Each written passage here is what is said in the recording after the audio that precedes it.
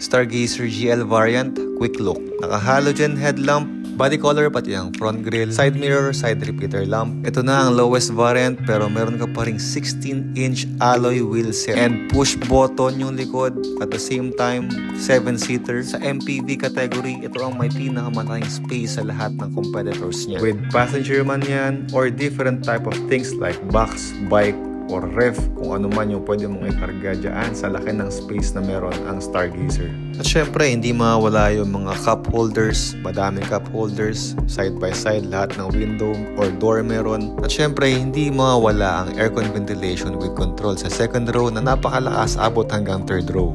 Pagdating sa upuan, premium fabric material ang ginamit, 60-40 split type kaya maganda yung entrada pagdating sa third row. Naka-PVC material pero tilt and telescopic ang steering wheel. Ang kanyang namang instrument cluster ay conventional with 3.5-inch TFT LCD display. Note, low variant ito pero ang kanyang audio system ay standard radio with LCD mono. Meron ng kasamang control button sa steering wheel niya para makontrol mo yung kanyang music.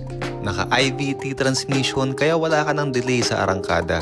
Quality and standard handbrake. Meron tong different type of color like creamy white pearl, dragon red, midnight black, at magnetic silver metallic.